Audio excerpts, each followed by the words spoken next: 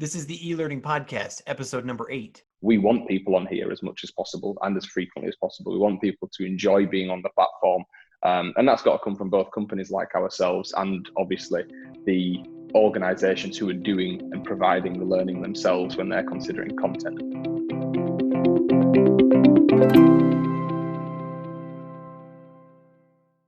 Welcome to the e-learning podcast from lmspulse.com.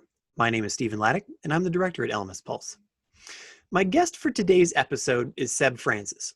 Seb is the co-founder and CEO of Titus, a certified premium partner of Moodle in the UK, Hong Kong, and the UAE. In these countries, Titus helps organizations of all stripes get started, scale, and make the most of Moodle, and more recently, Moodle Workplace.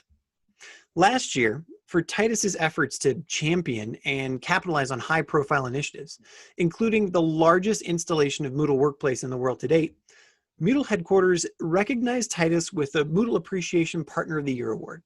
It was the first time it's ever been given. You can get a glimpse of Titus and Seb's philosophy in his talk on our Elearning Success Summit. The talk's titled Zero Stress LMS Implementation. You should go check it out. In this really fun conversation, Seb and I talk about a bunch of things. First, why, despite Moodle's track record and innovation and new features, Seb believes that Workplace has the potential to take the open source LMS into a completely new chapter. We also talk about why his view is that the value of open source systems like Moodle, it doesn't lie on them having all the best features, but on achieving a level of interoperability that allows you to connect with the best integrations without any hassle. We also talk about how remote working and learning arrangements are opening people's minds about increasing team productivity and reaching many times more students in more engaging ways. Finally, we talk about the importance of understanding the diverse landscape of students' own learning environments and homes, and why Netflix is your ally when working on issues of race and social justice in your classroom. But before we get started, a quick word from our sponsors. The e-learning podcast is sponsored by the Elearning Success Summit. Learn from more than 40 experts how to teach, work, and learn online without being overwhelmed. Get your free ticket to the summit at elearningsuccesssummit.com. And lmspulse.com, your best source for news, information, and resources for e-learning professionals for more than 10 years. Get our free roundup of the week's top news at lmspulse.com. Hi, Seb. Thanks for being on the show. Thank you very much for having me. It looks like, we were a part of it. We had you on the e-learning success summit a little while back, and it looks like you may have stayed in the exact same spot for the last, 3 months here. How are things in Dubai? How are things going? Oh, good. Yeah, I have got up, got showered, had a bit of food in between, but this has been. I think you got the requisite haircut. Yeah. I think that's one thing about having this fluffy hair is that it doesn't look too bad if you don't get it cut. But no, all going good over here. We thankfully, from a business perspective, as I think I mentioned last time, we can all work remotely. So we've all been cracking on from our various spots around the globe. So that's all going well, and obviously we'll talk about that a bit more.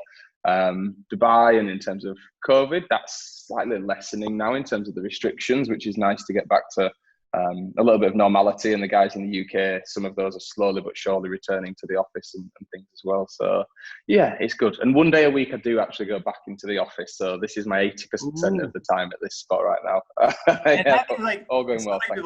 I've been working virtually for 15 years, so I've never had that office experience for the last couple of decades here. Did it feel great to go back? Does it feel good to go back in there and just sort of say, hey, here's my desk, here's my colleagues? Is it refreshing, or is it kind of like, ooh, maybe not? Yeah, I think as with anything, you get used to your situation, don't you? So the fact that we were kind of sat inside, locked in, you adapt. And then when you go back to the office, it's a case of adapting that way. And I'm at the moment the only one based out in Dubai. So although it's like shared working and co-working, and there's other people that you get along with, you're not going back to colleagues, which I think would have been a little bit different. But no, you kind of get used to the fact that my coffee machine's just over there and my fridge is just over there and the gym's just down there. So but it's been good. And I think you learn a lot of lessons, or we thought we have as a business and individually, kind of being in this situation, whether it's kind of being with your own thoughts or entertaining yourself or picking stuff up to do, whether it's cooking or making cocktails, as you can see with the shelf behind me, and whatever else. So it is nice to start returning to normality, but I think we kind of found our natural flow working at home as well, which was good. Super cool. Before I've got a couple of real key questions that I want to ask you about Moodle Workplace and, some other things that you guys have been doing. But before we do, just remind people who Titus is, give us the 15 seconds on where you focus and what your clients look like and that kind of stuff. Yeah, of course. Yeah. So Titus are a premium certified Moodle partner, and we're a partner in the UK, UAE, where I am, and Hong Kong. And we work with a range of clients, all the way from massive corporates and public sector bodies, all the way down to universities, colleges, schools, and everything in between. I was watching a video back of myself the other day, and I liked how I described it, so I'll use that again. But I basically said, if you can put the word Moodle before it, we do it. So if it's Moodle hosting, Moodle themes, Moodle development, Moodle maintenance, Moodle management, Moodle content, any of the above, that's what we tend to do as a partner. So hopefully that helps you. Yeah, for sure. I'm gonna serve you up a big softball question though. One of the things that I know we wanted to talk about today was a new Moodle product, right? Which is Moodle Workplace. Let's start off by, rather than me explaining it, what's so exciting about Moodle Workplace, and what's this new feature or this new product that they put out on the market, and why is it so exciting? Yeah, no, absolutely. And for us, it's hugely exciting, and I'll kind of go on to say why. So Moodle Workplace was first announced last January, I think about 18 months ago. So it'd been in development for a whole lot of time prior to that.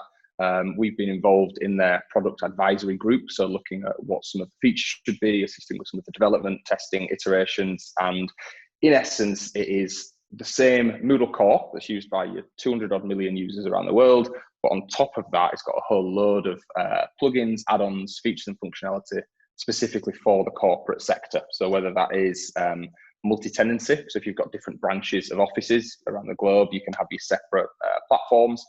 It's got a separate organization structure. So as opposed to the very kind of typical education-based student, teacher, learner, parent, it's much more focused on director, executive, manager, etc., etc., and various other tools which we can go into detail about specifically for the corporate market. And one for us, having not been a Totara partner or partnering with other kind of corporate LMS offerings as well, it was huge. And I think it's helped us to win some deals and deliver on contracts successfully over the past 12 months as well. So the likes of Network Rail, which is a massive one for us, and that's the largest workplace installation globally at the moment. We've got 100,000 plus users. The British Psychological Society, we're just in the final stages of getting their platform launched. So it's been really useful for us in terms of having another offering, and one that's more specific to the corporate market. And frankly, HQ and everyone who's been involved have done just a smashing job. It's a really slick product, and seems to be being well received so far. So yeah, that's a quick overview. So multi-tenancy is one thing. I know there's an e-commerce portion to it as well, which hasn't been a big focus of Moodle, for the past 15 years or so. It's it's an open source platform, so it's really kind of been like making money off of it hasn't really been a thing. How does that fit in? Has there been pushback from the community about that at all, or how are the businesses that you're working with using that piece of it? Yeah, so I think one thing when it comes to Moodle and its open source nature, they will, at Moodle as an organization, and Moodle as a product, they will always really do well the online learning piece. That's ultimately what they are. So for the e-commerce piece specifically that I'd kind of touched on, we actually work with IntelliBoard, who you'll be familiar with, who provide IntelliCart as that e-commerce plugin. So one thing Moodle's always done really well is ensure they've got the right APIs, ensure that they're really open as a platform and plenty of people can integrate. So we worked really closely with IntelliCart to ensure that we could have Moodle Workplace and IntelliCart working together, which when we've got around 700 separate tenants, so basically 700 sub-sites off the Network Rail one, there's a whole load of configuration work that goes into that. But that's been huge for us. And I think it's just kind of maybe opened up a few possibilities for future in terms of these clients have got all this great content, but it's actually relevant to a much wider audience than their internal staff. And I think people are starting to realise that their area of specialism, whether that is to do with the UK railways, or that's to do with psychology, or that's to do with food safety, or whatever else it might be, they're in a position where they can actually sell, provide and share this content, but do it in a really nice, slick user workflow by integrating these e-commerce tools. And we're also seeing it a lot more with executive education as well, and particularly universities who've got arms where they'll be out there training execs. Again, that's another e-commerce piece. So it helps the user workflow. I think people are realizing the kind of power and usefulness of their own content, and ultimately they want to get it shared far and wide. And again, one thing we spoke just before the call about COVID is there's been a whole load of terrible things to come from it, but there've been a lot of positives. And I think the focus on e-learning, the focus on distance learning, and basically that scalability, and realizing actually we only ever served these 50 people in a classroom, but we can just as easily serve 50,000 people around the globe if we do it a slightly different way. That's kind of come to the forefront of people's minds, which I think has definitely been a positive takeaway in and amongst all the madness. Take me further down that silver lining there. But as we circle back to the specifics of Moodle Workplace, what have been some of either the classic fails that you've seen in corporations doing, or what have been maybe some of the ahas, or wow, this is the best case where you either had a rock star develop a course or figure out how to do something asynchronously, or I won't put words in your mouth, but maybe balance a couple of those stories for us. Yeah, absolutely. So with anything like that, with that move to blended learning, flipped learning, online learning, distance learning, all the kind of buzzwords that certainly don't mean the same thing, but ultimately in one way or another, it's a move to online is what we're talking about. So I think trying to treat online exactly as if it were face-to-face is a flop. It's not going to be the same. It needs to be adapted. How many screens have you seen with like 30 or 50 people on, and they're all just like, and it's just like, oh my God, we're going to be here for the next 2 hours because of what? Anyway, precisely. So that whole piece of it is different. You want to emulate the face-to-face environment, but you need to do that differently. And for example, we had a client who wanted some training, and we would usually go on site, we would do some training, we'd structure the day, we'd have some breaks, we'd have some interactive sessions, some kind of more intense sessions. And they wanted a solid day on Zoom. And I was like, absolutely, no, there is no way we're going to train you and sit on a video call for 8+ hours straight. It's not going to work. And whilst that's not strictly related to e-learning, it's very comparable. And the case is, we can do the sessions, but let's break them up. You go off and do stuff for an hour. Let's pull some activities together. Basically, how can we keep the engagement levels there and get the content across in the best way, but in a slightly different way to face-to-face. We're using tools like Big Blue Button. We've got the Zoom plugins installed on multiple of our platforms. We've got Microsoft Teams integrated on multiple of our platforms. So the whole video conferencing, video conferencing and virtual classroom piece is important, and it needs to play a part of it, but people need to work it differently. And also consider that everyone is in a very different environment on the other end when it comes to learning. If you're in a classroom, everyone is pretty much on the same level. They've got usually the same equipment, the same pen and paper, they've got the same view of the classroom, the teacher, whatever else it might be. But one person might be on the phone at home, one person might be on the laptop, their iPad, the big triple screens that you get, or whatever else. So it's how can you make learning work for each of those? And I suppose there's an element tied into that of personalization and self-directed learning as well. And back to what I'd said is people learning because they want to learn. So not just being forced, you must come to this classroom at this time. It's like, these are the mandatory ones. Yes, they've got to be done for X, Y, Z, but this here is a whole branch and a whole area and content bank that you can go into and you can use anytime.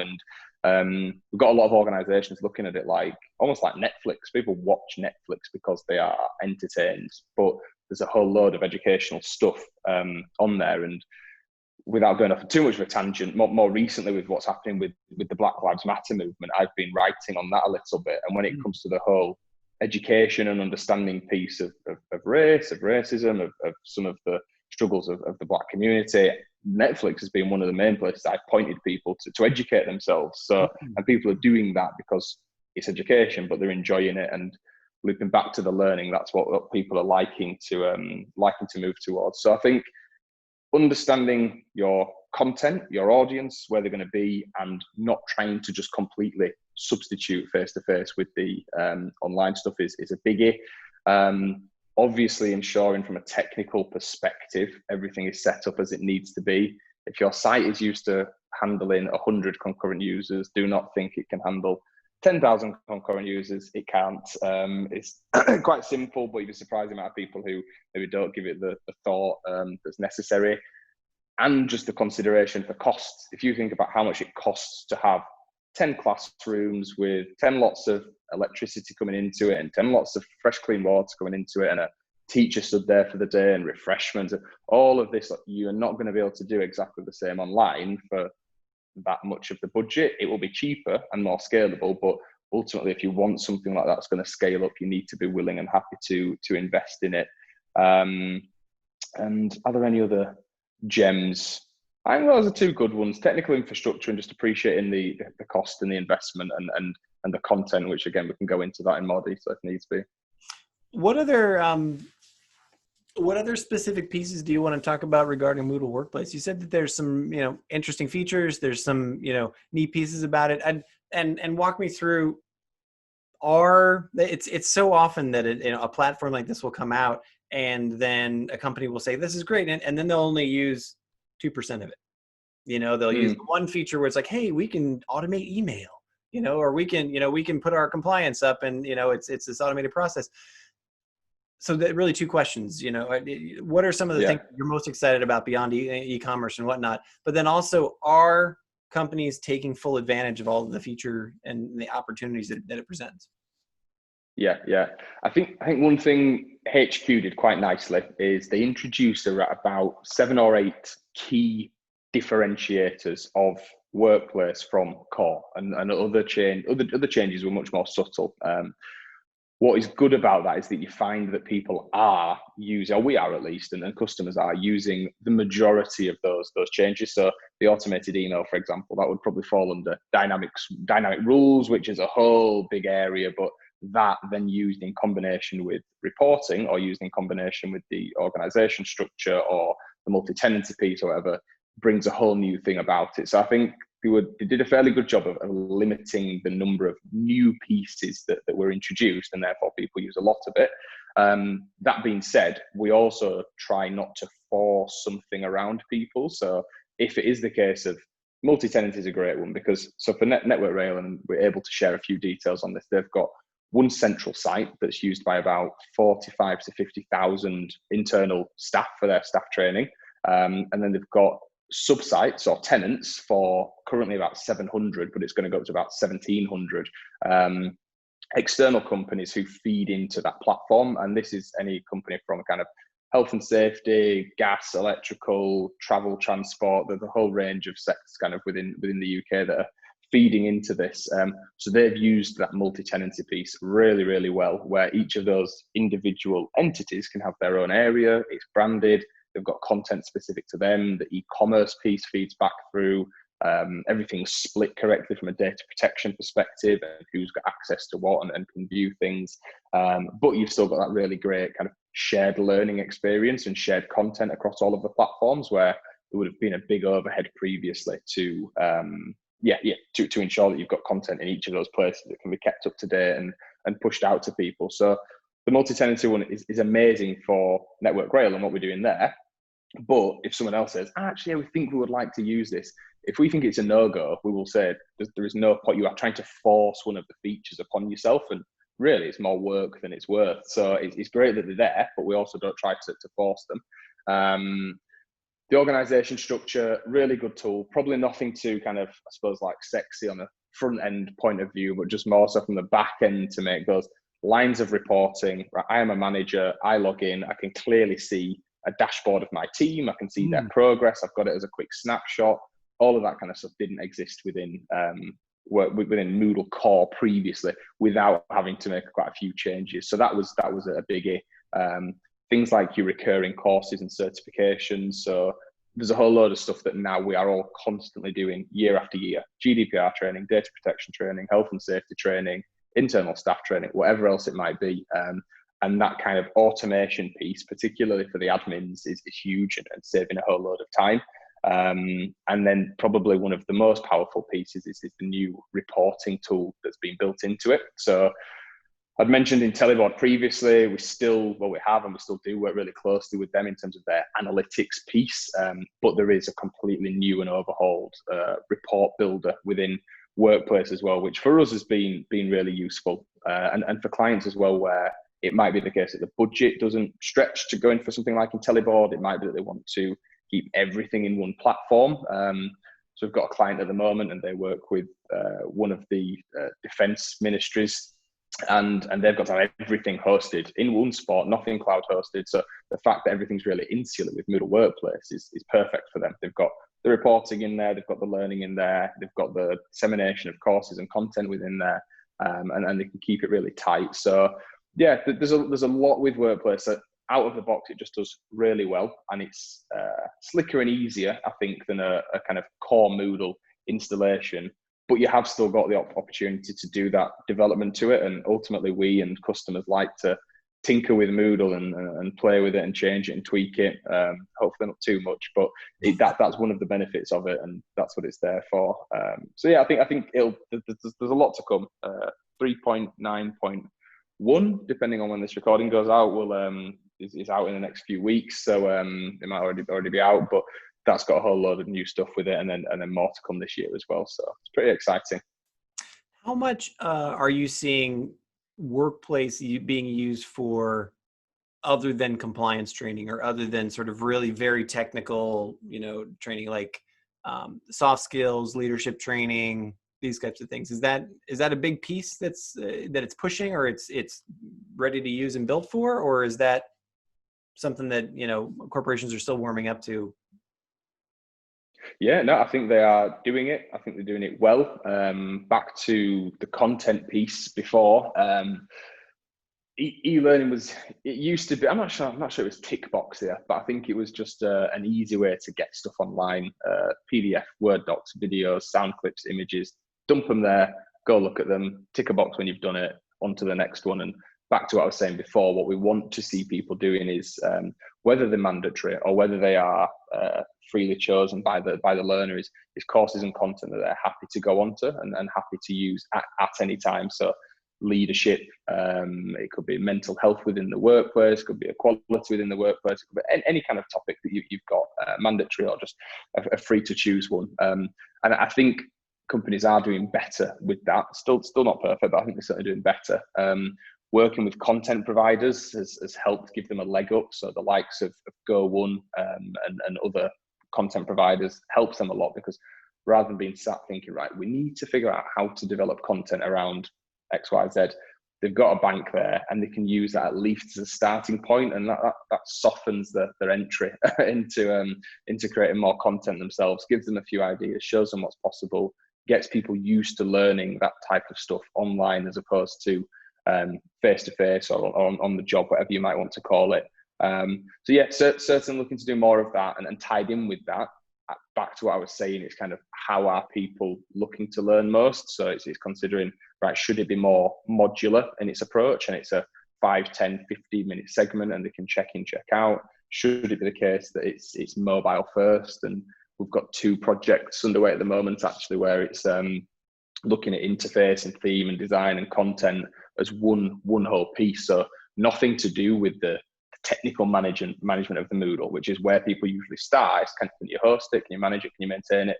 These guys have just come straight in and been like, we want a theme that does this, an interface that does this, a course format that looks like this, quick and easy bars of progress that show X, Y, Z, and the content should be viewable on a mobile first, and you click in, you do 10 minutes, you're off. And then when you log back in, it remembers you where you are, you continue, which a lot of it I've mentioned Netflix a few times. People just want that easy journey, right? You've watched this program, we'd recommend watching this one next. I've even had people describe, like that first interface where you come in and it literally looks just like the Netflix interface. You know, it's like, hey, here's the trending courses. Here's what you watched before. So you know, dive back in, and then here's what we've suggested. Like, you've seen those kinds of themes being built? Yeah, and I think we've seen some of them being built, some of them wanted to be built. I still think we're a while off. Ultimately, the likes of Netflix and stuff, they're at the absolute top of the game in terms of UI UX. They probably they're have very investment dollars business behind it too. Yeah, but yeah, exactly. Yeah. And their very business model is get people on here as often, as frequently as possible, get people sharing it. But I think that shift is now happening within e-learning, and people are, like I said, looking at it rather than the purpose of this is to tick a box or to ensure people have got access at any time. That was what it was previously, but it needs to be a shift in that business model of, we want people on here as much as possible and as frequently as possible. We want people to enjoy being on the platform. And that's got to come from both companies like ourselves and obviously the organizations who are doing and providing the learning themselves when they're considering content and stuff. So I'd like to think that's a nice shift of people wanting to learn and companies focusing on the engagement with that learning. Do the companies that you're working with, for the most part, do you feel like you have, I mean, obviously we don't want to name names, but I've just heard lots of stories about, you know, a very large company that, you know, they've got one instructional designer, or they've got one, you know, one person in the training department, or maybe two people who are supposed to serve. And that's where you end up in that category of, I'm going to try to throw some things on here so people can download them and tick box and those kinds of things, rather than really making that investment in corporate education or employee education. Is that just not a thing anymore? Do you feel like companies are making that investment that's really important, or is it still just depends on the culture, depends on the leadership, whatever? Yeah, I think very much the latter. You get some companies who really understand and appreciate the impact that development has on staff or their end users or their learners or their students, and they are willing to invest heavily. You've got others who do it, again, not as a tick box, but it's a case of, right, we need something for this, let's just find something to plug the gap. But they're either not aware of how they can use it further, and then again, that's partly people like ourselves are responsible to say, well, did you know that you can do X, Y, Z with it? Or they are aware, but they think, actually, no, we'll stick with the traditional routes or whatever else it might be. So no, some people are certainly investing much more heavily in terms of either the work they do with companies like us or others, their internal staff, like the increase now that you're seeing within HR departments of kind of like people managers, people directors, directors of development, training, etc., etc. I think people are starting to really understand the benefit of that, and there's a multitude of benefits when it comes to it, whether it's staff satisfaction because they're being invested in and listened to, and the motivation's understood, and they're learning. And we just had a new lad join us, guy called Nathan, on our service and support desk. I just had a little check-in with him yesterday. It's about 2 weeks in. I said, how's everything going? It's like, yeah. And I'm like, what are you enjoying most? He's like, just learning. Every day I'm learning. And I was smiling to myself. Oh, that's good. But people like learning. And it's once you've finished at 16, 18, maybe 20 odd, if you go to university or college, you typically don't learn. So I think we're really trying to, we try to push that a lot internally. So we have got, I suppose we're the prime example where we've got to do it in one sense. Hey, you've got to be the example, man. If you're not the example, you preach it, right? Yeah.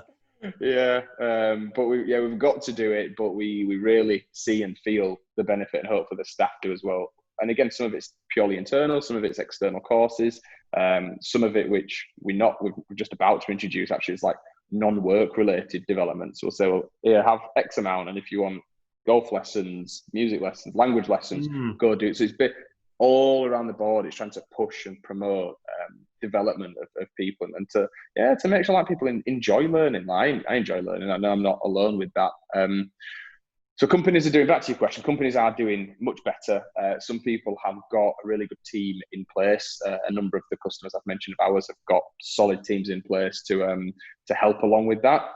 Others we work with where perhaps the company is smaller, and we as a company, Titus, would be included in that, where they've either got to share the burden across a few staff, or you work with a company who can kind of plug that gap for you. So sometimes we find ourselves at Titus being that e-learning consultant, being that semi-instructional designer, building some of the content, delivering maybe more of the hands-on sessions, or doing some of the first line support for end users and stuff like that. So it always works well. And I may have talked about it previously, but this kind of triangle of the technical, the educational, and the management. And if you can get that, I think within an organization, management to push the agenda, and you've kind of got the top-down approach from those guys and stressing the importance, and ultimately getting the investment, they're usually going to be the guys with the purse strings, the educational or pedagogical side to focus purely on the instructional design, the content, what are people absorbing, how, where, when, and then the technical to make sure that piece is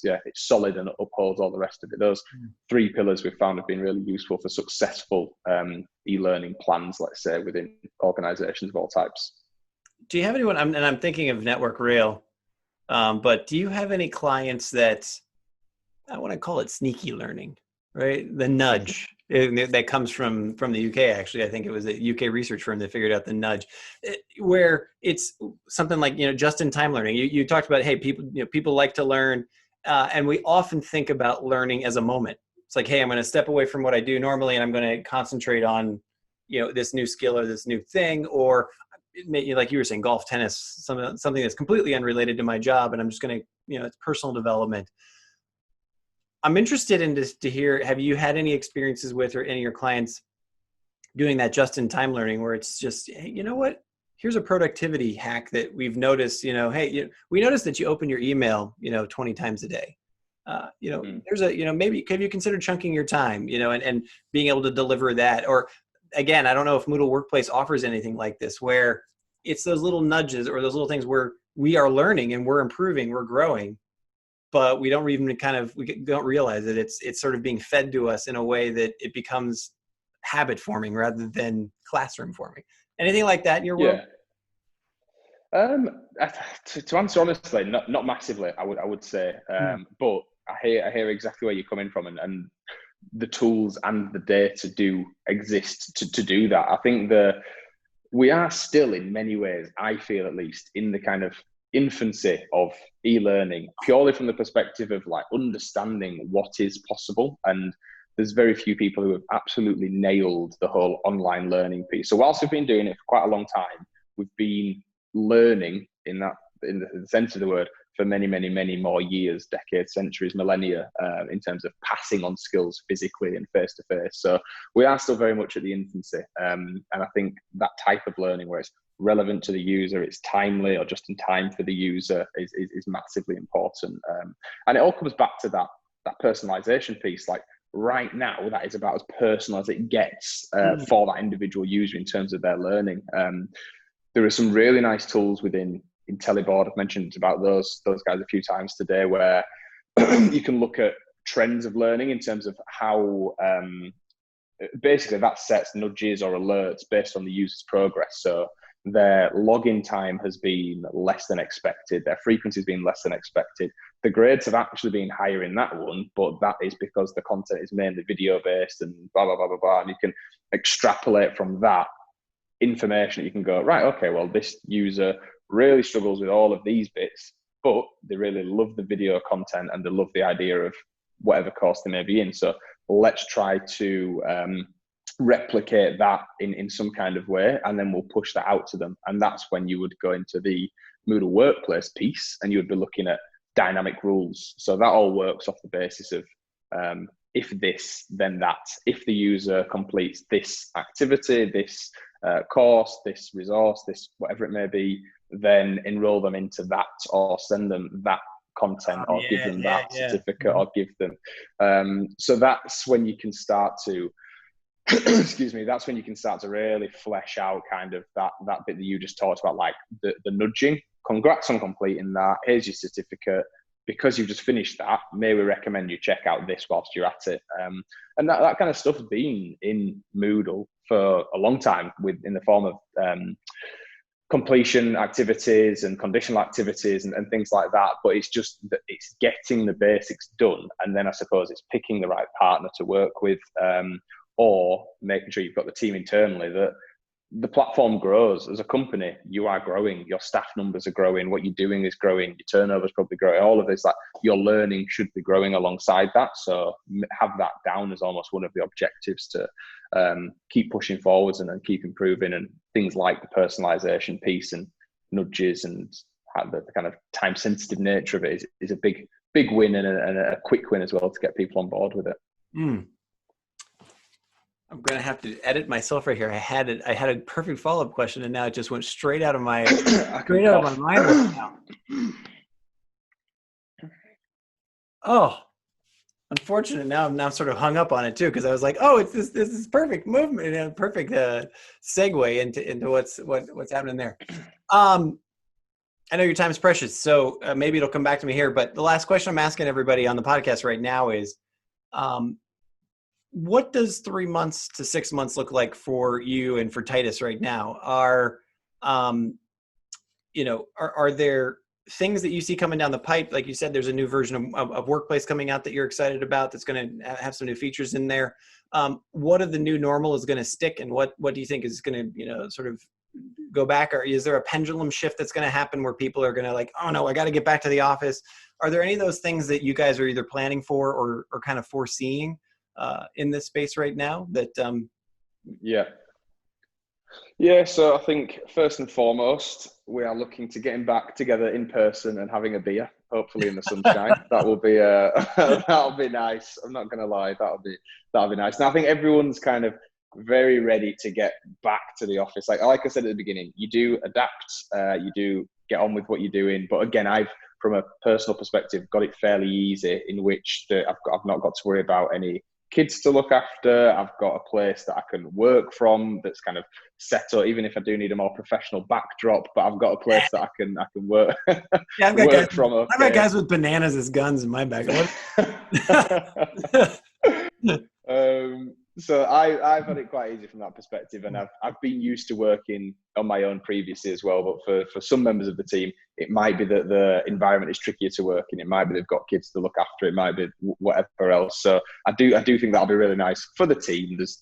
We're big advocates, obviously, of doing things remotely, doing things online, and there's a whole load of benefits to doing that. And we advocated flexible working previously, so the move was probably easier for us, and we'll continue to do that. But yeah, everyone is looking forward to getting back together and seeing one another. From a business perspective, it has been a challenging, probably in some ways, but more so exciting and more so just a massive patch of growth this past 6 months in particular, and the few months prior to that, we've had a few big projects to deliver, which we've thankfully done successfully. We've had a whole new number of people join us. We've had a whole lot of new tools and systems that we're using as a company. So it's been a big time of change this previous 6 months. So hopefully we'll just see the continued benefits of that through the back end of the year. And it's been busy. Everyone's like, how's everything from a work perspective? And this is friends and family outside. I'm like, very, very busy. Like very busy. Like everyone's moving on. And it's, again, there's